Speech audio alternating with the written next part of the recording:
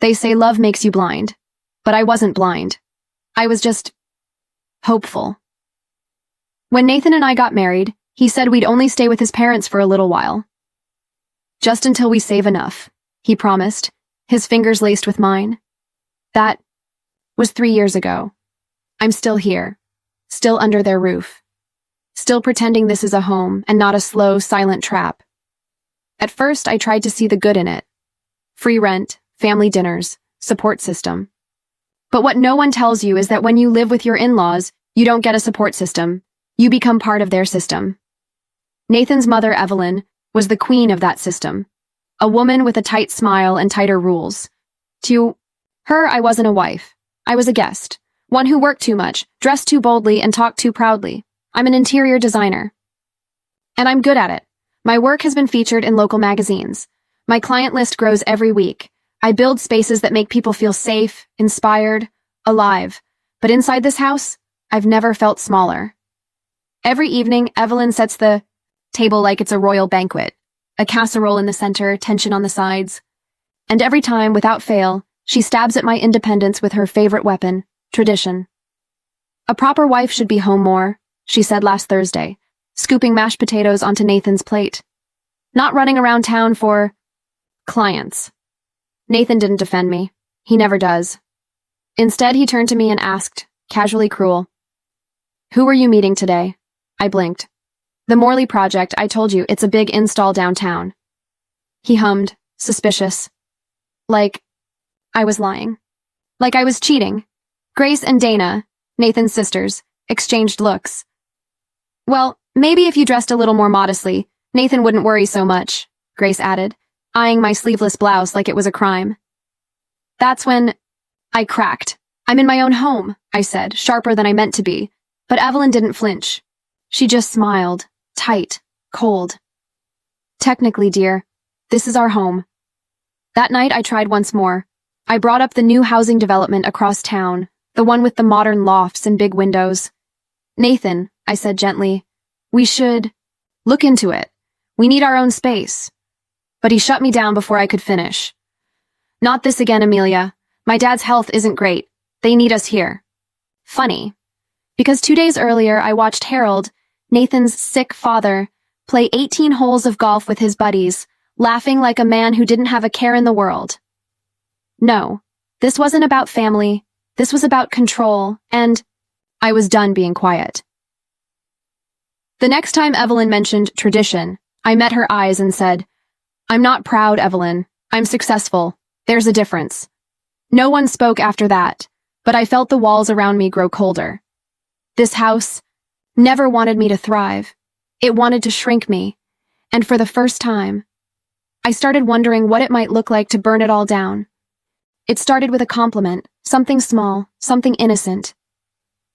We were in the garden after dinner, trying to breathe in fresh air that didn't feel heavy with Evelyn's judgment. Nathan's cousin Ryan was visiting. He smiled at me and said, "You always look so put together, Amelia. Your hair, like something out of a commercial."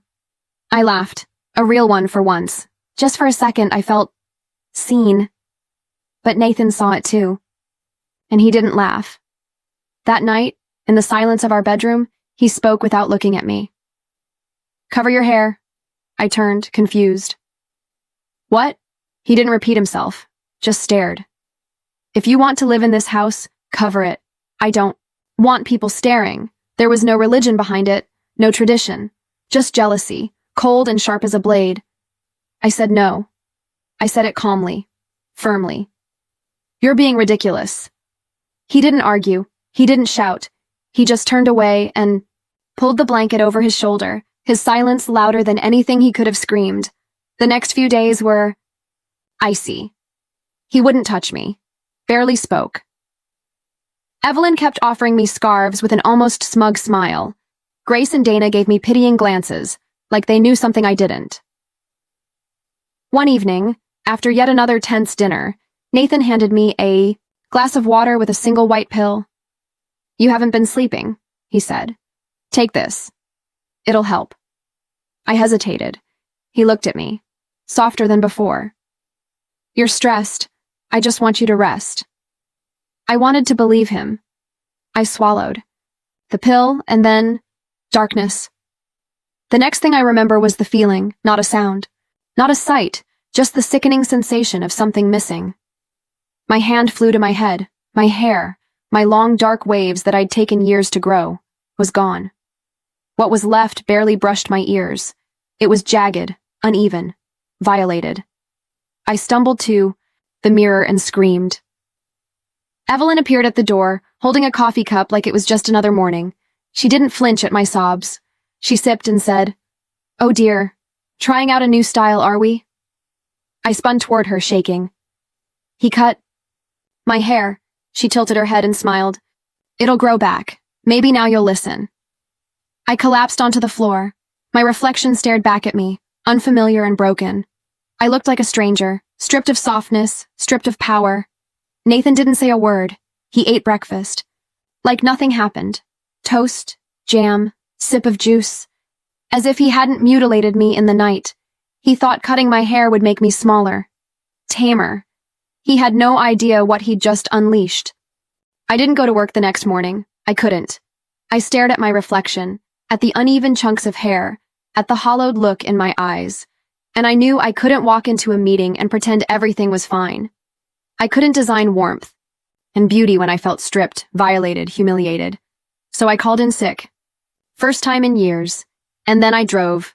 Nowhere at first, just streets and turns and red lights I barely registered, until my hands found their way to Tessa's driveway. She opened the door before I could even knock. One look at my face, and she didn't ask questions. She just pulled me into her arms and let me cry. I think I'm going crazy, I whispered, my voice trembling. I think I don't even know who he is anymore. Tessa didn't interrupt. She waited, until I had nothing left but silence.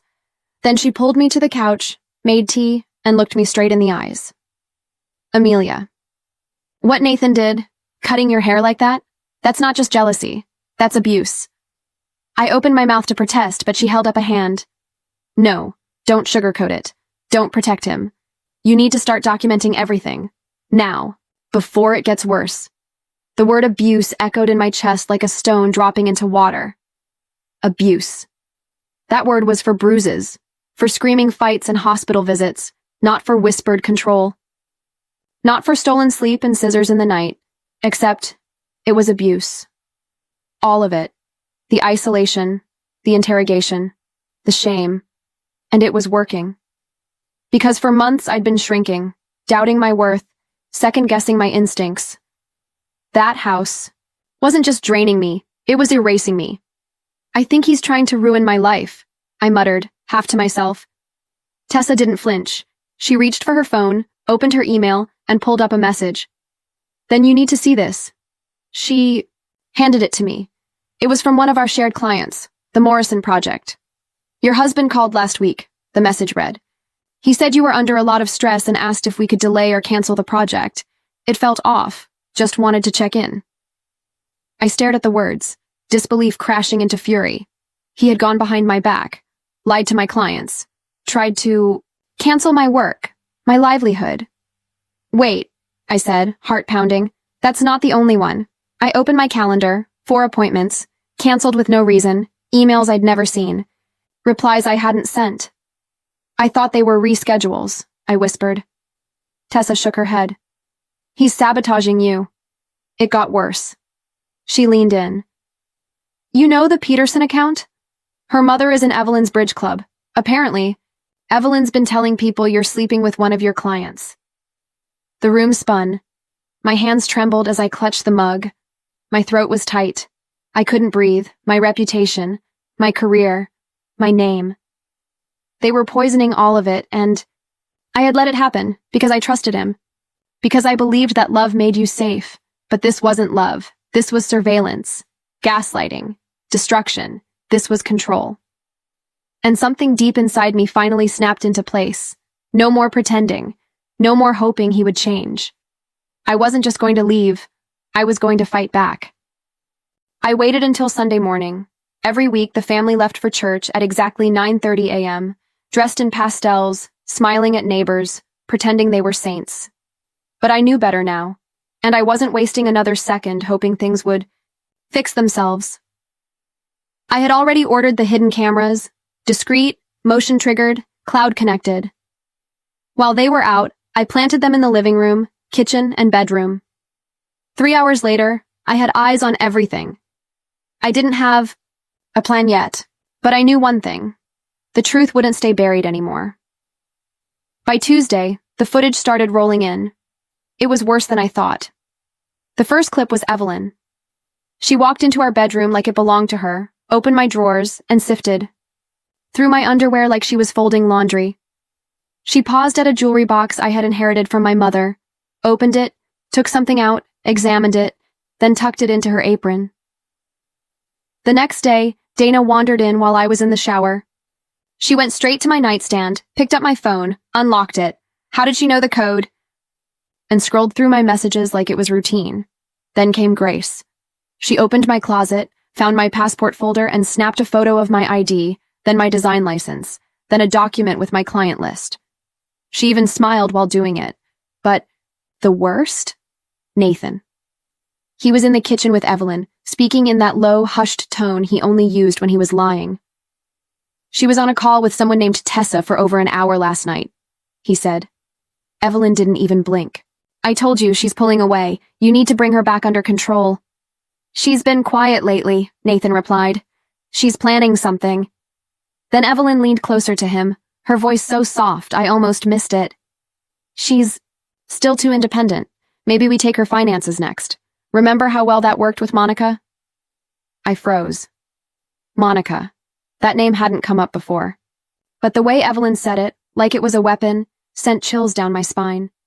I didn't sleep that night. Instead, I searched through my old inbox, deep in the archive folders I hadn't opened in years. I typed the name, Monica, and there. It was an email from nearly a year ago. The subject line read, "If you're with Nathan, you need to read this." My hands shook as I opened it. Hi, Amelia. I saw your photo in a design magazine. I recognized Nathan instantly. I don't want to intrude, but I need to warn you. What they did to me started with whispers. Then came the isolation. Then the sabotage. Evelyn went through my belongings. Nathan canceled my clients.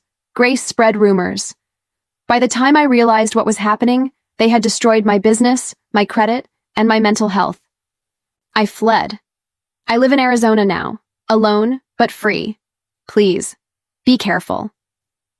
Monica, my blood ran cold. Every single thing she described, they were doing it again. To me, it wasn't paranoia, it was a pattern. I emailed Monica back immediately. She responded. Within the hour, and for the next 2 days we talked, in messages, then in whispered late-night calls. Her story mirrored mine like a haunting echo. The control, the gaslighting, the financial sabotage, even the haircut. They cut my hair too, she said. After I told Nathan I wanted to leave, he drugged me, then chopped it all off. I nearly dropped the phone. How many others? How long had this family been operating like this, grooming women, then breaking them down? But not me. Not this time. This time, I had evidence, I had backup, I had names, and I had Monica. The proof that I wasn't alone. They wanted to isolate me. Instead, they gave me an ally, and they were about to learn exactly what happens when the woman you tried to break decides she's going to fight back. Remember that charity donation Evelyn kept bragging about? Monica said one night, her voice low over the phone. The one she claimed was for the children? It never went to the charity. I sat in stunned silence. She used the donation as a front. Harold funneled the money into an offshore account. I worked in the family office. I saw the transfers. I was too scared to speak up back then, but I kept copies. I didn't know what shook me more, the fact that they'd weaponized kindness, or that Monica had carried this truth alone for so long. She sent me the files, bank statements, transfer logs, shell company registrations under Evelyn's maiden name. It was all there. They weren't just manipulators, they were criminals. And suddenly, I had more than emotional abuse. I had a nuclear weapon. I spent that entire weekend assembling a dossier, screenshots, footage, Monica's documents, client communications, timeline logs. Then, I sent it anonymously to one of their biggest clients, a nonprofit organization that Evelyn proudly claimed to support. 3 days later, the storm hit. It started with a knock at the office, men in suits, clipboards, laptops, quiet but relentless. Auditors. Watched from across the street, tucked behind a tinted cafe window, as Evelyn greeted them with her usual sugary charm, and then slowly lost color as they opened their files. By noon, half the staff had been sent home. By 2, Harold had been escorted out. Back at the house, the air was thick with confusion, panic. I could hear Grace on the phone whispering, "They're going through everything." I said nothing. I just packed 1 suitcase, 1 hard drive, 1 thick envelope addressed to my lawyer. At sunset, Nathan burst into the bedroom, his face red, his hands shaking. "What the hell did you do?" I zipped my suitcase calmly. He slammed the door behind him. "You triggered the audit, didn't you? You've ruined everything." I turned to face him. "Ruined? No, Nathan. I just revealed what you already were," he scoffed. "You think anyone's going to believe you?" I smiled and pulled a small device from my purse, one of the cameras. "I don't need them to believe me. I have it all, on camera, and so will the court." The bedroom door flew open. Evelyn stood there, pale as bone. "They're seizing our files," she whispered. "The accountant's turned. He's saying everything's traceable." I walked past her, envelope in hand. "Good." Nathan grabbed my arm. "You ungrateful little—" I yanked free, threw the envelope onto the bed and said, "Those are divorce papers." His mouth fell open. "Oh," I added, pausing in the doorway. "And Monica says hi." Their faces, the horror, the shock, the realization that their years of lies had finally caught up, was more satisfying than I could have imagined. The empire crumbled fast. Nathan was sentenced to 6 years for financial fraud, money laundering, and obstruction. Harold got 7. Evelyn? She was never formally charged, but her reputation? Gone. Grace's country club revoked her membership. Dana's fiancé called off the wedding. Apparently his family didn't want to be connected to criminals. The Bentley was sold. The designer? Handbags disappeared. Evelyn, Grace, and Dana moved into a modest 2-bedroom condo across town. No staff, no invitations, no audience. And me? I didn't just walk away. I walked away with proof, with power, and with peace. They tried to erase me. Instead, I erased them. Miami smelled like salt water and second chances. When I stepped off that plane, I wasn't just changing cities. I was shedding skin. My hair had started to grow back, stronger, shinier, longer than before. It wasn't just hair, it was proof that even the parts of me they tried to destroy could come back even more beautiful. Tessa helped me settle in, and Monica flew in for the first week. We celebrated on the beach with cheap wine and laughter that didn't feel forced. I could breathe again. I opened a new design firm within 2 months, this time on my own terms. No one breathing down my neck, no husband undermining my clients, no family sabotaging my calendar. I focused on a niche that hit closest to my heart: women's shelters, trauma recovery spaces, and safe homes for survivors. Every room I designed told a story of healing, of dignity, of freedom, and soon people noticed. A major design magazine featured one of my shelter projects. The interviewer asked, "What inspires your work?" I smiled and said, "Destruction can be loud. But rebuilding? That's where the real power is." Evelyn tried reaching out a few months later. Blocked. No explanation, no hesitation, just a tap of my finger, and her voice, the one that used to echo through my nightmares, was gone for good. The last I heard, she was working part-time retail. Grace, too. Dana went back to living with her mother, licking her wounds after her broken engagement. As for Nathan, I didn't waste a second watching his sentencing. My lawyer texted me the outcome. 6 years, no chance of early parole. I didn't smile. I didn't cry, I just closed the message and got back to work. Some people think revenge is fire and fury, but sometimes it's peace. It's waking up with sunlight on your skin and no fear in your chest. It's reclaiming your name, your voice, your body, your life. I don't look back often, but when I do, it's not with regret, it's with pride. They tried to erase me, But I rebuilt, and I made sure the world knew the truth, because abuse doesn't always come with bruises. Sometimes it arrives dressed as tradition, as silence, as for your own good. But silence is where it thrives, and silence is meant to be broken. So if you're listening to this, and you're still living in that house, still shrinking to make someone else feel big, hear this. You are not crazy, you are not alone, and you are not powerless. You have the right to rebuild. And when you do, build something no one can take from you again. I did, and I never looked back.